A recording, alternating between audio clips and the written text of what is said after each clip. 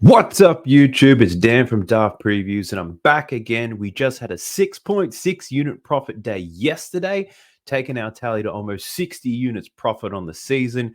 If you want to see that recap, stick around to the end. But for now, let's get straight into my picks. I've got two of them for you on this small two-game slate. Let's go. First pick, I'm liking Giannis Antetokounmpo under 34.5 points.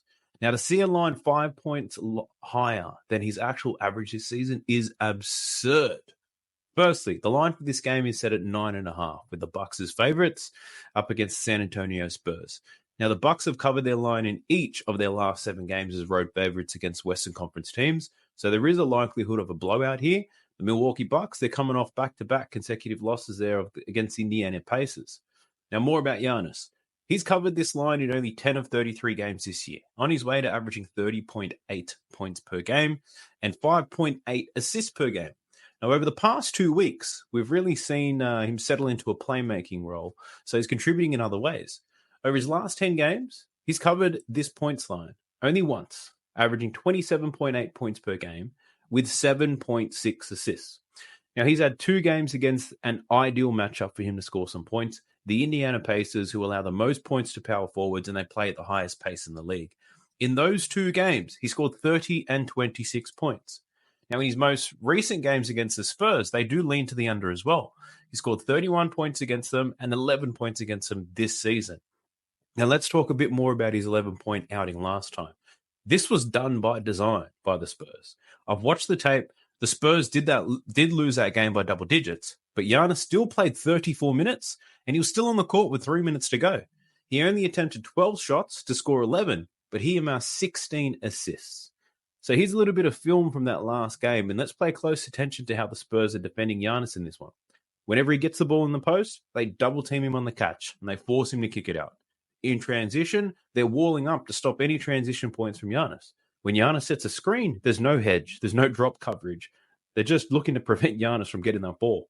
When he gets the ball in the paint, there's a minimum of 3 players around him, and he's forced to do some drop-offs or he's finding some shooters on the outside. So based on how the Spurs defend him, that leans to the under as well. I've actually filtered out his game where he's covered this line this season, where he scored more than 35 points. In those games, he averages over 35 minutes. He shoots the ball over 20 times. He shoots over 67% from the field, and he attempts about 10 free throws a game. Now, that is ridiculous. In 20 career games against the San Antonio Spurs, Giannis has yet to score 35 points or more against them. And he's only attempted 20-plus shots against the Spurs only 3 times out of 20 games. Now, given the way the Spurs defended him, his historical form against them, I just can't see how he gets the volume in order to cash this bet.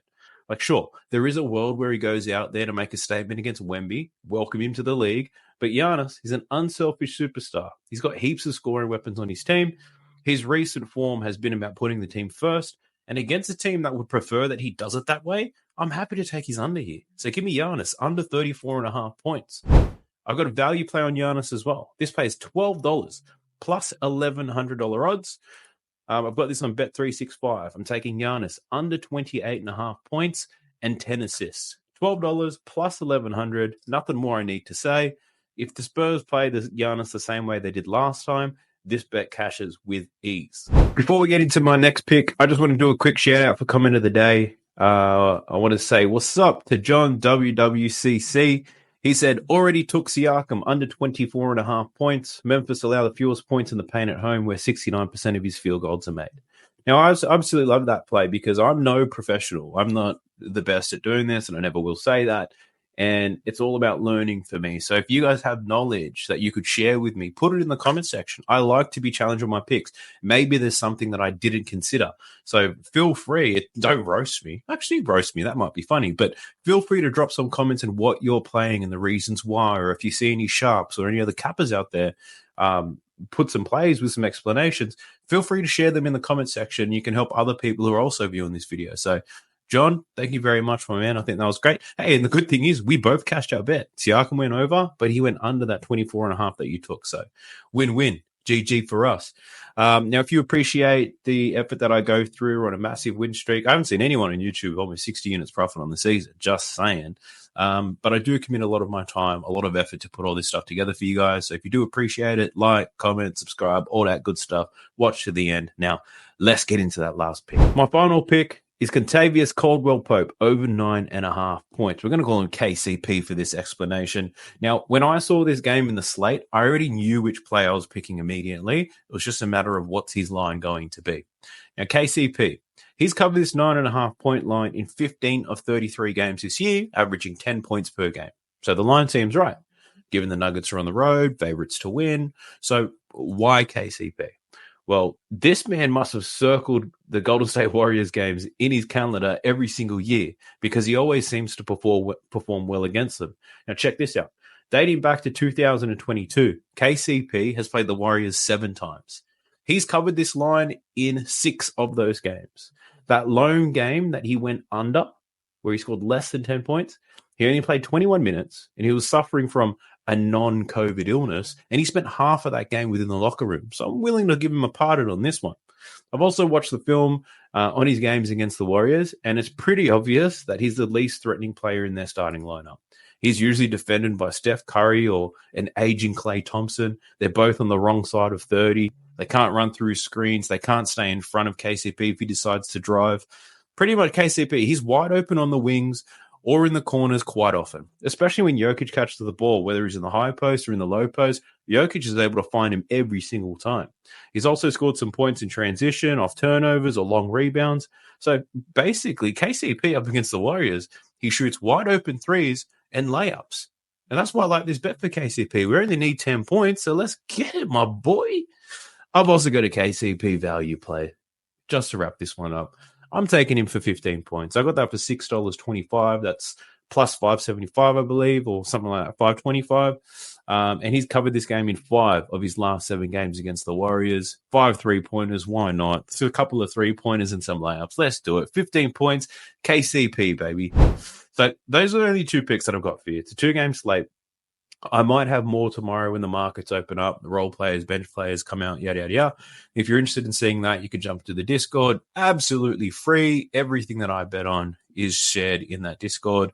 So feel free to jump in there. If not, just ride the YouTube wave. So, but we are not done. Let's get straight into the recap of the day that was. I did say we got 6.6 units profit yesterday, and we're almost up to 60 units profit for the year. So we took 6 bets yesterday. The very first one that I shared was Josh Giddey. We had a couple of bets on him. We took his over 12.5 points, which took him to make 2 3-pointers made, and that was at $3.20 or plus 220 odds. We also took him for 3 3-pointers made at $8.50. That's plus 750 odds. I was watching this game and I thought, Jesus, what the hell is wrong with OKC? They looked awful to start that game. Not only did they have to travel on a back-to-back after Boston, apparently their flight was delayed 5 hours or something, or they didn't get in till 5 in the morning, something ridiculous like that. And they look like it. God damn. So, and look, Josh Giddey was one of them. He didn't get much game time today. He didn't get many shot attempts up at all. He only took 3 3-pointers. He hit 2 of them, which was great. Cashed 1 bet that would have covered everything. But fell short on his points, fell short of the 3-3-point, the long Hail Mary play there. But outside of Josh Giddey, everything else was delightful. We took in the same game Lou Dort to get over 3.5 rebounds. That's another rebound prop that I can tick off my list because we've been cashing those. We then had Pascal Siakam over 22.5 points. That was a little bit sweaty. I was quietly overconfident at halftime. We had 16 points, had a slow third quarter. Got in late in the fourth. Thankfully, the team that was up against the Memphis Grizzlies made a run to keep it competitive, so they chucked Pascal back in there. He actually didn't cover this line until a couple of seconds left in the game, getting a tip in, and Jakob Poeltl tried to steal the basket. He put his hand up in the air trying to claim it, but look, it cashed for us. Pascal Siakam went over. Julius Randle, that was no sweat. Everything went exactly the way I thought it would be. I said he'd take more than 20 shots in this game. I said he'd finish with more than 30.